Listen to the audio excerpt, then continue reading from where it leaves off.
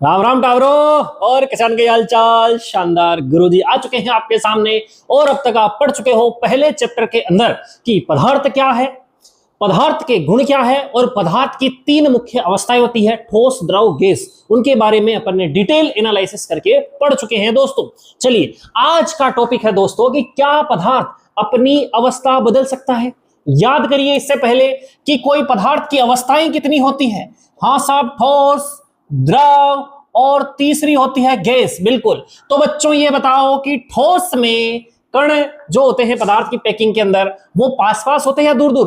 हो मार साहब, बिल्कुल पास पास, चपक्या चपक्या। बिल्कुल भीड़ वाली ट्रेन, भीड़ वाली बस हमें याद है, जिसके अंदर क्या हो रहा है, चिपके हुए हैं और यूं हाथ ऊपर कर रखा है, किसी की आपको बदबू आ रही है यहां से, है ना, वही स्थिति। बिल्कुल चिपके हुए हैं दोस्तों, बिल्कुल पास पास, हिलने की बिल्कुल जगह नहीं है। चलो साहब, अब आप बताइए द्रव की। साहब थोड़े से दूर, ये लो साहब थोड़े से दूर। चलो, और गैस के और साहब जतरी दूर बना सको कण उतना दूर इके अंदर कण होवे। हाँ छाप, यानी अगर मैं कहूं कि किसी ठोस को कोई कारक प्रदान करके, कोई कारण प्रदान करके यदि मैं इनके कणों के बीच की दूरी बढ़ा दूं तो वो द्रव में चेंज हो सकता। हाँ हमारे साहब बात तो सही कह रहे हो। और अगर और दूरी बढ़ा दूं तो क्या हो सकता है कि वो गैस में कन्वर्ट हो सकता है। बिल्कुल साहब, यानी ठोस को द्रव में बदला जा सकता है, गैस में बदला जा सकता है। आपको एक चित परिचित उदाहरण आपको याद होगा कि ठोस जो कि बर्फ का एग्जाम्पल है, द्रव की बात करें तो आपका जल, वाटर, एंड गैस क्या है, आपकी वाष्प। हाँ मार साहब, यानी आप फ्रिज से बर्फ निकालिए और जब वो बाहर रहता है तो उसमें थोड़ा टेम्परेचर जैसे ही बढ़ता है वो किसमें परिवर्तित हो जाता है, जल में। बिल्कुल सही बात है। और जल किसमें बदल जाती है, थोड़ा सा और गर्म करें उसको, उबाले तो बर्फ के जल से क्या निकलने लग जाती, वाष्प, यानी गैस रूप में परिवर्तन जल होने लगता है। यानी समझे बात, यानी कण पास पास होंगे तो ठोस, अगर आप कुछ भी करो, कुछ भी करके उसके कण थोड़े दूर कर दो तो जल में कन्वर्ट हो जाएगा, द्रव में कन्वर्ट हो जाएगा। और कुछ प्रयास करो, खींच खींच के तोड़ तोड़ के निकाल दो साले कणों को, है ना, और दूर कर दो, क्या बन जाएगा दोस्तों, गैस बन जाएगा। आई बात समझ में? हाँ साहब बिल्कुल सही है। अब इन गैस के कणों को तुम ताकत लगा के लो, पास लो। हाँ साहब, थोड़े जैसे ही पास आएंगे पकड़ के लिए साले को पास पास पास, क्या बन जाएगा साहब, द्रव। हाँ साहब, और द्रव को और पास कणों को लो तो क्या बन जाएगा दोस्तों, ठोस। आई बात समझ में? यानी ठोस को द्रव में, द्रव को गैस में, गैस को द्रव में और द्रव को ठोस में चेंज किया जा सकता है। आई बात समझ में? कंफर्म? चलो साहब, अब यहां पर दो चीजों का प्रभाव पड़ेगा। पहला पड़ेगा दोस्तों तापमान, अच्छा साहब। दूसरा प्रभाव पड़ेगा दोस्तों आपका दाब। समझ में आ गई? क्या फर्क पड़ेगा तापमान का, दूसरा फर्क पड़ेगा आपके दाब का प्रभाव। तो तापमान का प्रभाव पहले पढ़ते हैं अपन। क्या होता है तापमान का प्रभाव, कि जैसे ही मैं क्या करूंगा, ये ठोस है दोस्तों, और ठोस के कण आप सब जानते हो कि बहुत पास पास इसके कण होते हैं। हाँ साहब, इनके पास पास होने का कारण क्या है कि इनके अंदर जो आकर्षण बल है, कणों के बीच आकर्षण बल, वो बहुत ही ज्यादा होता है। मैक्स मैक्स मैक्स बहुत ज्यादा होता है साहब, बहुत ज्यादा होता है। अब यानी इनकी गतिज ऊर्जा बहुत कम होती है, तो क्या किया जाए। अब आपको बताओ, आप बिल्कुल ठंडे से बैठे हुए हो और आपके नीचे से क्या लगा दी जाए, आग, कुर्सी बैठे हो नीचे लगा दी जाए आग, तो आप क्या करोगे, बैठे पहले तो आराम से बैठे हुए थे ठोस की तरह, और जैसे ही नीचे आग लगी, ताप बढ़ा, आप क्या करोगे, वहां से भाग जाओगे, यानी आपकी गतिज ऊर्जा बढ़ गई। सेम उसी प्रकार से आप क्या कुर्सी के आकर्षण बल से बंधे हुए थे, जैसे ही आग लगी वो आकर्षण बल टूटा और आपकी गतिज ऊर्जा बढ़ गई और आप भाग गए। सेम कॉन्सेप्ट यहां लागू होगा कि ये जो ठोस है, इस ठोस को यदि आपने क्या दी साहब, उष्मा दी, यानी इसका तापमान बढ़ाया उष्मा देकर, तो इन कणों के बीच में गतिज ऊर्जा बढ़ेगी, कंपन बढ़ जाएगा, कंपन एकदम बहुत ज्यादा बढ़ जाएगा। और इनके आकर्षण बल क्या हो जाएगा दोस्तों, कणों के बीच आकर्षण बल क्या हो जाएगा दोस्तों, कमजोर हो जाएगा। आकर्षण बल जैसे ही कणों का कमजोर हुआ तो हाथ वो जो पकड़े हुए थे वो धीरे धीरे छूटने लग जाएंगे, हल्के हाथ से पकड़ने लग जाएगा, यानी बल उनके बीच में कमजोर हो जाएगा, जिससे इनकी जो गतिज ऊर्जा होगी दोस्तों, काइनेटिक एनर्जी जो होगी उसमें इंक्रीज यानी बढ़ोतरी हो जाएगी। और बढ़ोतरी होने से ठोस के कण कैसे हो जाएंगे दोस्तों, दूर दूर हो जाएंगे। और किसमें कन्वर्ट हो जाएगा साहब, द्रव में कन्वर्ट हो जाएगा। चलो इसी प्रकार से अब द्रव आपने ठोस से द्रव बना दिया, अब इसको वापस आपने क्या दी साहब, उष्मा दी। उष्मा देने के कारण इनमें क्या हुई, ऊर्जा आई। अब ये गतिज ऊर्जा में कन्वर्ट की, इधर उधर और भागने लग गए कि भाई साहब बिल्कुल आग लग रही, कमरे में आग लग रही है। तो क्या हुआ, आग जैसे जैसे बढ़ रही तो और आप भाग रहे हो तेज गति से, और सब आकर्षण छूट रहा कि वहां अपने घर के अंदर पैसा पड़ा हुआ है, चांदी सोना, लेकिन नहीं, कोई आकर्षण नहीं, भागो बस भागो यहां से। तो इसको जैसे उष्मा दी द्रव के कणों को, इसने भी सोचा कि भाई भागो, फ्लाइट। अब यहां पर आपने क्या किया, उष्मा देने से इनके बीच जो अंतर आणविक आकर्षण बल था, अणुओं के बीच का जो आकर्षण बल था वो और कमजोर हुआ, और कमजोर होने से इनकी क्या बढ़ गई दोस्तों, गतिज ऊर्जा बढ़ गई। गतिज ऊर्जा बढ़ने के कारण क्या हुआ, इनके कण और दूर दूर हो गए, और दूर दूर आप सब जानते हो कि कण दूर दूर होना क्या बनाएगी दोस्तों, गैस बन जाएगी। आई बात समझ में? हाँ मार साहब बात तो सही कह रहे हो। सेम इसी प्रकार से दाब का कॉन्सेप्ट है कि आप दाब लगाओ तो कण पास पास आ जाएंगे दोस्तों, और कण पास आने से द्रव बन जाएगा, और कण पास पास लगाओ और दबाव लगाओ उस साले को, जो क्या बन जाएगा, ठोस बन जाएगा। आई बात समझ में? हाँ बिल्कुल आ गई मार साहब। अब तापमान के ऊपर मैं दोबारा आ रहा हूं दोस्तों, तापमान के ऊपर क्या आ रहा हूं मैं, दोबारा आ रहा हूं। यानी आपने क्या लिया दोस्तों, अच्छा एक चीज याद रखना, मैं यहां लिखूं ठोस, यहां लिखूं मैं आपका द्रव, और यहां लिखूं मैं गैस। अगर ठोस को ताप, भाई सब जगह ताप ही दे रहे हो, ठीक है साहब। ठोस को आपने क्या दिया दोस्तों, तापमान दी, उष्मा दी, किस में कन्वर्ट हो गया, द्रव में कन्वर्ट हो गया। यानी कोई ना कोई ताप तो होगा, हाँ मार साहब। यानी वो ताप कहलाता है दोस्तों गलनांक। क्या कहलाता है, याद रखना, गलनांक। यानी गलनांक क्या होगा दोस्तों, गलनांक, गलनांक क्या होगा कि एक ऐसा ताप, भाई नीचे गलन प्लस अंक, यानी गलने का अंक, अंक मतलब यहां पर कोई ना कोई नंबर पूछ रहा है, नंबर का मतलब कितना तापमान है, कितने डिग्री सेल्सियस, कि जिस ताप पर कोई ठोस द्रव में कन्वर्ट हो जाए वो उसका क्या कहलाता है दोस्तों, गलनांक कहता है। और आप सब जानते हो अगर ठोस के रूप में आप यदि बर्फ को लो तो बर्फ जल में जो बदलेगी वो कितने डिग्री पर बदलेगी दोस्तों, 0 डिग्री पर बदलेगी। कितने डिग्री बदलेगी दोस्तों, 0 डिग्री सेल्सियस। यानी जल का जो गलनांक है, जल कितने डिग्री पर गलेगा, 0 डिग्री। और मजे की बात है, जल जो है वापस ठंडा करेंगे 0 पर, वो बर्फ में कन्वर्ट हो जाएगा, उसका भी बताएंगे दोस्तों अभी। तो अभी यहां पर समझे अपन, तो इस क्रिया को अपन ने क्या बोला दोस्तों, गलन की क्रिया, या कई जगह इसको संगलन बोला जाता है, संगलन है ना, संगलन। फ्यूजन इंग्लिश में बोलते हैं इसको, क्या बोलते हैं दोस्तों, फ्यूजन है ना। तो ठोस गल के किसमें कन्वर्ट हो गया, द्रव में। क्रिया कहलाई आपकी गलन की क्रिया, ठीक है साहब। अब आपने और टेम्परेचर दिया, अब देखो दोस्तों द्रव से गैस बदलेगी, भाई जिस ताप पर ठोस द्रव में बदला वो क्या कहलाया, आपका गलनांक। इसी प्रकार से द्रव जिस ताप पर गैस में बदलेगा, द्रव जिस ताप पर किसमें बदलेगा दोस्तों, गैस में बदलेगा, उस ताप का मान क्या कहलाएगा दोस्तों, क्वथनांक, बॉइलिंग पॉइंट।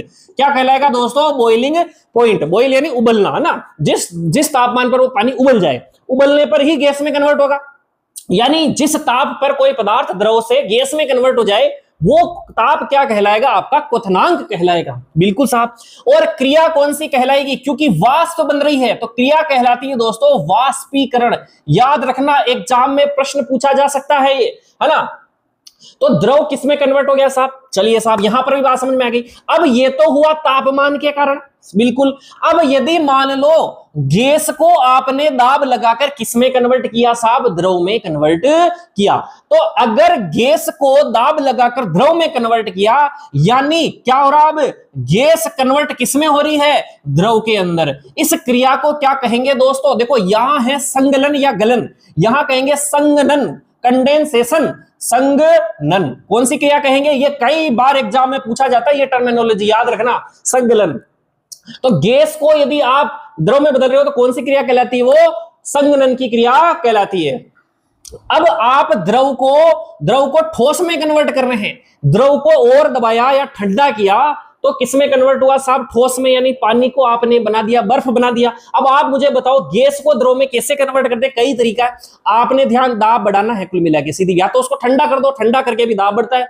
चलो साहब अब कैसे करते हैं, इसके कई एग्जाम्पल है प्रकृति में। आप जैसे पानी गर्म करते होंगे, उसके ऊपर ढक्कन ढक देते होंगे, ढक्कन ढकने से जो उसकी वाष्प है, आप ढक्कन के ऊपर पानी की बूंदे देखते होंगे, यानी आप जो वाष्प थी वो ढक्कन का जो दाब से वो जो वहां प्रेशर बढ़ा उस ढक्कन का, तो उस क्योंकि सारी वाष्प एक जगह एकत्रित हो गई, अब उस ढक्कन का जैसे ही प्रेशर पड़ा वो वाष्प किस में कन्वर्ट हो गई, द्रव में। जो ढक्कन के चारों तरफ पानी की बूंदे जम जाती है। या फिर क्या होता है, किसी फ्रिज से पानी की बोतल निकालो आप ठंडी ठंडी, तो उसके संपर्क में आके आसपास की जो हवा है, और हवा में क्या है दोस्तों, पानी की बूंदे जिसे अपन नमी बोलते हैं, वो हवा ठंडी हुई और वो जो वाष्प ठंडी हुई दोस्तों, वो वाष्प उसके चारों तरफ चिपक जाती है। तो आप देखते हैं थोड़ी देर बाद ठंडे पानी की बोतल के चारों तरफ क्या हो जाती है, पानी की बूंदे जम जाती है। ये सारा क्रिया कहलाती है दोस्तों संघनन की क्रिया।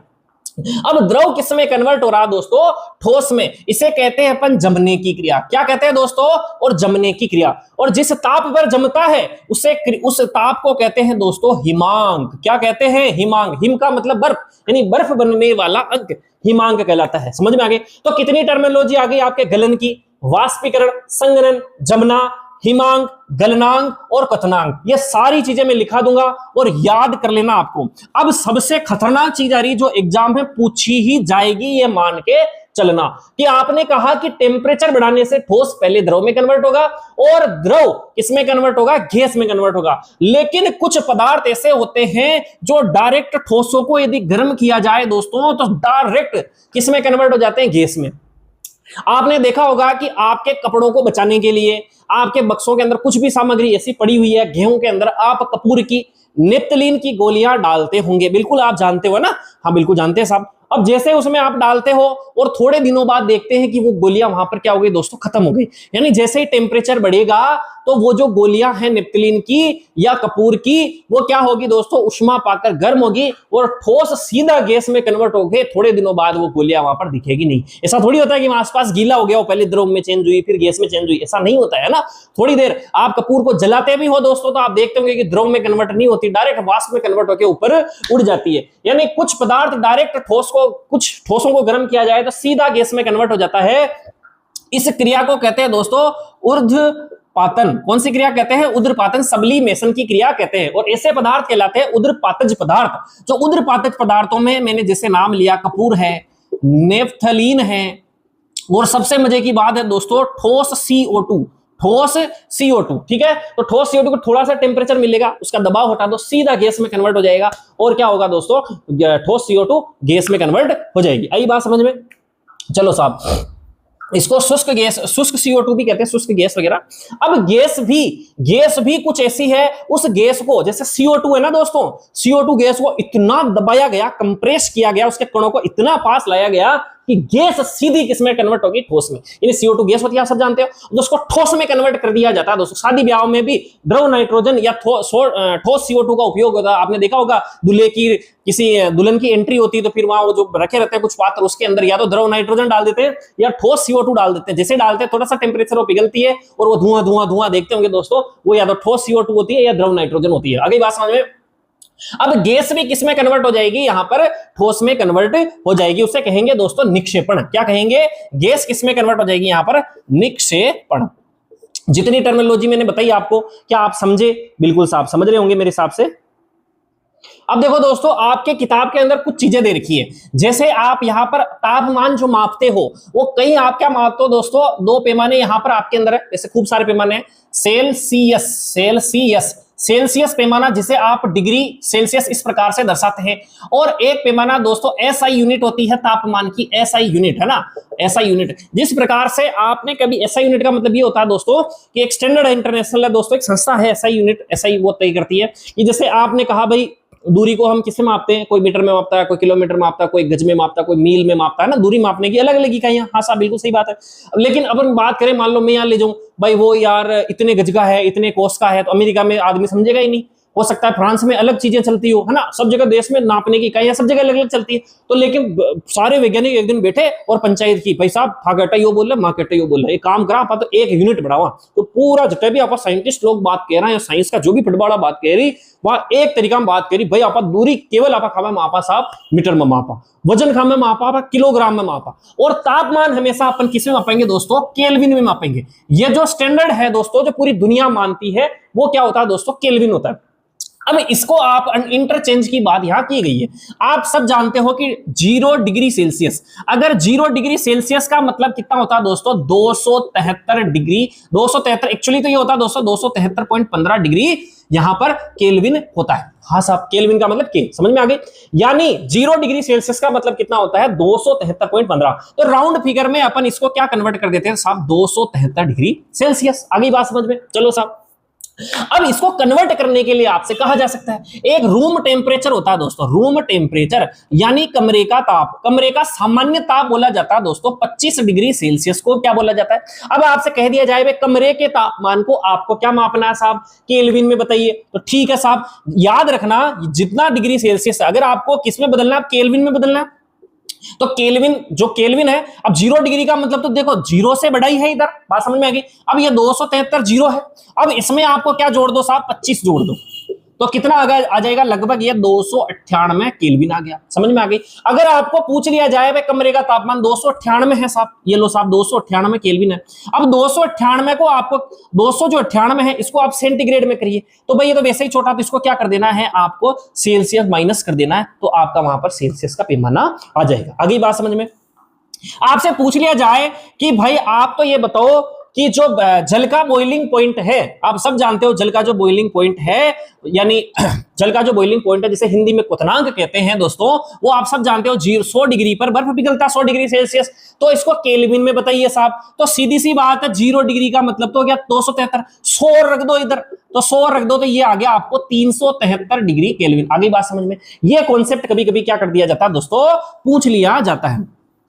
अब एक और धांसू चीज आ रही है दोस्तों, कोई बात नहीं, आपके गुरुजी इधर है ना, तो आपको टेंशन लेने की कोई आवश्यकता नहीं है। देखो दोस्तों, एक आई आपके कॉन्सेप्ट गुप्त उष्मा। ओहो मार साहब, गुप्त उष्मा ओ कई चीज, लेटेंट हीट यानी छुपी हुई उष्मा, अंडर द टेबल किसी को रिश्वत दी, पता भी नहीं लगा, और पैसे भी डकारने में आ गए, और इनकम भी कहीं शो नहीं हुई। बात समझ में आ गई, यानी सांप भी मर गया लाठी भी ना टूटी, यही है गुप्त उष्मा।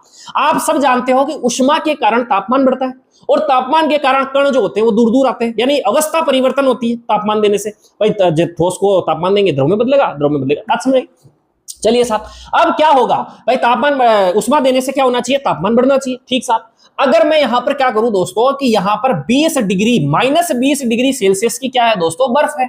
हाँ साहब, आइस है -20 की। अगर मैं इसको थोड़ा सा टेम्परेचर दूंगा, जैसे मैंने यहां पर क्या दी दोस्तों, हीट दी, यानी हीट का मतलब वही है उष्मा, यानी लेटेंट हीट होता है इसका इंग्लिश में, है ना, गुप्त उष्मा। अब जैसे ही आपने हीट दी दोस्तों, तो इसका तापमान कम होगा। हाँ साहब, ये लो साहब 10 डिग्री आ गया, -10 डिग्री कम हो गया तापमान, या बढ़ गया। हाँ साहब बढ़िया बढ़िया, माइनस का मतलब जितनी छोटी होती है बढ़ती जाती, तो टेम्परेचर क्या हुआ दोस्तों, बढ़ा। हाँ साहब, टेम्परेचर बढ़ा।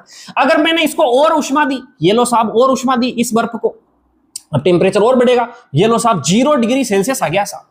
अच्छा हमारा था बिल्कुल, यानी कुल मिला के टेम्परेचर जैसे जैसे मैं उष्मा दे रही हूं, उष्मा दे रहा हूं, उष्मा जैसे जैसे मैं बढ़ा रहा हूं, तापमान में क्या हो रही है दोस्तों, वृद्धि हो रही है, तापमान बढ़ रहा है। देखो -20 से -10 हुआ, फिर 0 हुआ, यानी माइनस संख्या कम होती जा रही, तापमान बढ़ता जा रहा है। ठीक साहब, अगर मैं 0 डिग्री सेल्सियस, और ये क्या है दोस्तों, बर्फ है, और बर्फ कैसा है दोस्तों, ठोस है। आई बात समझ में। अब इसको मैंने क्या दी दोस्तों, उष्मा दी, टेम्परेचर बढ़ना चाहिए। लेकिन थोड़ी देर बाद आप देखते हो कि ये जो सारी बर्फ है किसमें कन्वर्ट हो गई दोस्तों, जल में कन्वर्ट हो गई। और जल क्या, कौन सी अवस्था है, द्रव लिक्विड अवस्था। यहां पर भी तापमान 0 डिग्री सेल्सियस ही रहेगा। ओ मार साहब, ओ कही हो, यानी आप तो उष्मा दे रहा है, तापमान क्या हुआ उष्मा देते ही बढ़ा, यहां क्यों नहीं बढ़ा। बस यही है दोस्तों, इसने रिश्वत ले ली, रिश्वत लेके इसने अपनी प्लास्टिक सर्जरी करा ली। ठोस था किसमें बदल गया, द्रव में बदल गया, बर्फ था किसमें बदल गया दोस्तों, जल में बदल गया। यानी यहां पर क्या हो रहा है, अवस्था परिवर्तन हो रहा है, यानी अवस्था परिवर्तन हो रहा है। और अवस्था परिवर्तन के लिए जो उष्मा दी जाती है, सबसे पहली बात तो परिभाषा यहां से क्रिएट हो गई कि भाई जब भी अवस्था परिवर्तन होगी, तो अवस्था परिवर्तन के लिए जो दी गई उष्मा है वो कौन सी उष्मा कहलाती है दोस्तों, गुप्त उष्मा। यानी अवस्था परिवर्तन के लिए दी जाती है दोस्तों, किसके लिए दी जाती है दोस्तों, अवस्था परिवर्तन के लिए दी जाती है। ठीक है साहब, हमारे साहब समझ में आ गया, अवस्था परिवर्तन के लिए दे दी, ठोस को द्रव में कन्वर्ट कर दिया। पर यह बताओ, यह उष्मा घी घटे अटे तो साहब तापमान बढ़ रही हो, यहां तो तापमान भी नहीं बढ़ा। बिल्कुल साहब। अब हुआ क्या दोस्तों, आप सब जानते हो कि ठोस के कण बहुत पास पास होते हैं। हाँ हमारे साहब पास पास होते हैं। अब इसको आपने क्या दी साहब, उष्मा दी, यहां तो देखो, यहां आपने उष्मा दी, ठोस का ठोस ही रहा, -10 भाई, 0 तक तो ठोस ही रहेगा, हाँ सब रहेगा सब, ये यहां तक आपने ठोस रहा। अब यहां कोई अवस्था परिवर्तन नहीं हो रही है, टेम्परेचर बढ़ता गया उष्मा लेने से, लेकिन यहां कुछ गड़बड़ हुई, हाँ साहब। तो उष्मा दी आपने, अब इसके कण, अब भाई आपको ठोस को द्रव में कन्वर्ट करना है, तो इसके कण क्या होने चाहिए, दूर दूर आ जाने चाहिए, हाँ साहब, दूर दूर आने चाहिए, तभी ये द्रव बनेगा, हाँ साहब। तो इसके लिए इनके मध्य का जो आकर्षण बल है, इस आकर्षण बल को तुम्हें क्या करना पड़ेगा, कमजोर करना पड़ेगा, तोड़ना पड़ेगा, तोड़ना पड़ेगा। इस तोड़ने के लिए कुछ तो ऊर्जा चाहिए, चाहिए कि नहीं चाहिए। मान लो आपको कोई, आपको आपका दोस्त है दोस्तों, दो दोस्त है, और आपको पता है कि यार इस वाले, मान लो ये अजय नाम का दोस्त है, इसे मुझे क्या बनाना, बेस्ट फ्रेंड बनाना है। अब साला इसका दूसरा जो विजय नाम का दोस्त है वो पहले ही बेस्ट फ्रेंड है, तो मैं इसको बेस्ट फ्रेंड कैसे बनाऊं, तो आप दिमाग लगाने लगते हो, अपनी ऊर्जा खर्च करने लगते हो कि इन दोनों को बीच को क्या कर दूं, इनकी दोनों की बॉन्डिंग को मैं तोड़ दूं और मैं इनका दोस्त बन जाऊं, साहब अजय का दोस्त, समझ में आ गई। तो यानी आपने वहां पर कुछ ना कुछ कारस्तानी लगा के अपनी ऊर्जा लगाई, वहां पे समय दिया, ऊर्जा लगाई और उस बंधु को तोड़ दिया। सेम इसी प्रकार से यहां पर इन ठोसों के कणों के मध्य बहुत स्ट्रॉन्ग बॉन्ड है, बंध है। इन बंध को, यानी एक आकर्षण बंध, आकर्षण से बंधे हुए हैं दोस्तों एक दूसरे से, इसको उष्मा जो दी, इस उष्मा कहां काम में आ गई, इनके बंध तोड़ने के अंदर काम में आ गई। और जैसे ही बंध टूटे, इनकी गतिज ऊर्जा बढ़ेगी और इनके कण कैसे हो जाएंगे दोस्तों, दूर दूर हो जाएंगे, और दूर दूर होने से किसमें बदल गए दोस्तों, जल में। इसीलिए जो उष्मा कहां काम में आ गई दोस्तों, इसके बंध तोड़ने में, इसलिए यहां इसका तापमान नहीं बढ़ेगा। क्लियर है, ये होती है दोस्तों गुप्त उष्मा। अब यहां जो गुप्त उष्मा है, मजे की बात है, गुप्त उष्मा यहां पर दो प्रकार की है। There are two types of the latent heat। पहली वही है दोस्तों कि फ्यूजन की, लेटेंट हीट ऑफ फ्यूजन, यानी गलन की गुप्त उष्मा, गलन की गुप्त उष्मा। अब गुप्त उष्मा तो समझ ही गए साहब आप, अवस्था परिवर्तन के लिए। अब गलन का मतलब आप पढ़ ही चुके हो, हाँ साहब पढ़ चुके हैं कि कोई ठोस द्रव में चेंज हो जाए, उस क्रिया को कहते हैं गलन। तो यानी ठोस अवस्था को उष्मा देकर आप किसमें बदल रहे हो, द्रव अवस्था में, और तापमान में कोई परिवर्तन नहीं आता है, तो ऐसी उष्मा क्या कहलाती है, गलन की गुप्त उष्मा। अब मुझे बताइए, ठोस को आपने उष्मा दी, जल में कन्वर्ट हो गया, तापमान नहीं बदला, लेकिन मुझे बताइए जल ज्यादा 0 डिग्री का तापमान, जल ठंडा होगा या बर्फ ठंडी होगी, बिल्कुल बर्फ ठंडी होगी। अब आप कहोगे क्यों, क्योंकि जो उष्मा दी है दोस्तों, अब उष्मा किसके पास है, जल के पास, तोड़ के इसके पास आ गई, यानी अंदर तो उष्मा ज्यादा है ना जल की, तो ठंडा कौन लगेगा, कम उष्मा वाला, यानी बर्फ। यानी आपसे पूछ लिया जाए कि 0 डिग्री की बर्फ और 0 डिग्री का जल, यानी दोनों ठंडे हैं, कौन ज्यादा ठंडा लगेगा, तो आप क्या बताओगे, बर्फ ज्यादा ठंडी लगेगी। ये तो हुई गलन की गुप्त उष्मा। अब एक होती है दोस्तों वाष्पन की गुप्त उष्मा। किसकी उष्मा दोस्तों, वाष्पन की गुप्त उष्मा। अब वो भी समझा देते, ये लो साहब, वाष्पन की गुप्त उष्मा। गुप्त उष्मा आप जान ही गए कि अवस्था परिवर्तन के लिए जरूरी है।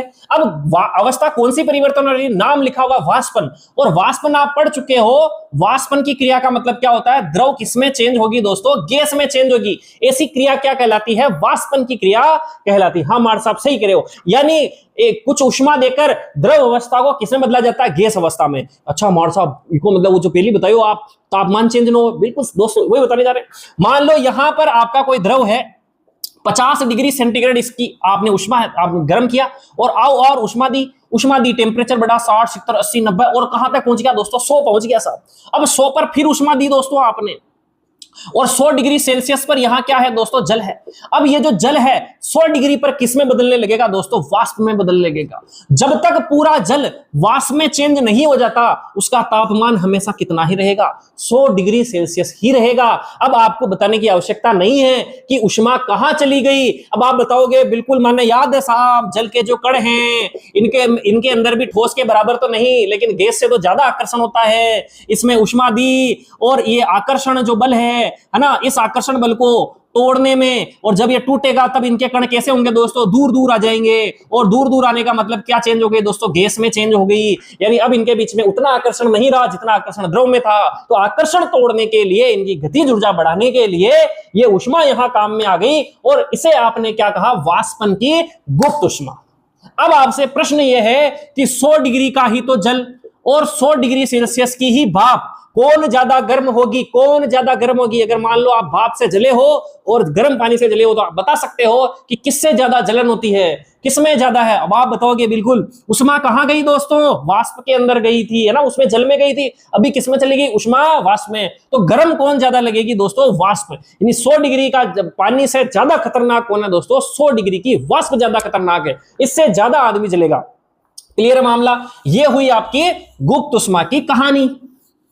स्क्रीनशॉट ले लो दोस्तों, फिर नेक्स्ट स्लाइड की ओर चलते हैं। एक बार स्क्रीनशॉट ले लो।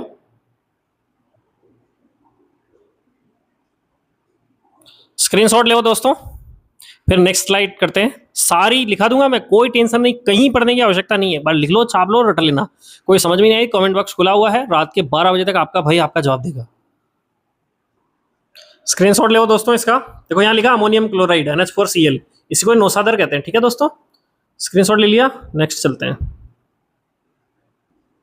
हाँ दोस्तों, स्क्रीनशॉट ले लो वाष्पन की गुप्त उष्मा, ठीक है दोस्तों। 1 किलोग्राम द्रव्य को उसके क्वथनांक पर वाष्प में बदलने में जितनी उष्मा की आवश्यकता होती है उसे वाष्पीकरण की गुप्त उष्मा कहते हैं। नेक्स्ट सेगमेंट पे चलते हैं। हाँ दोस्तों, स्क्रीनशॉट ले लो। दाब परिवर्तन का प्रभाव लिख दिया दोस्तों, और ठोस CO2 जिसे अपन ड्राई आइस कहते हैं उसका कॉन्सेप्ट लिख दिया, जो कि आपको समझाया। ठोस का द्रव में बदलना, संगलन, द्रव का गैस में बदलना, वाष्पीकरण।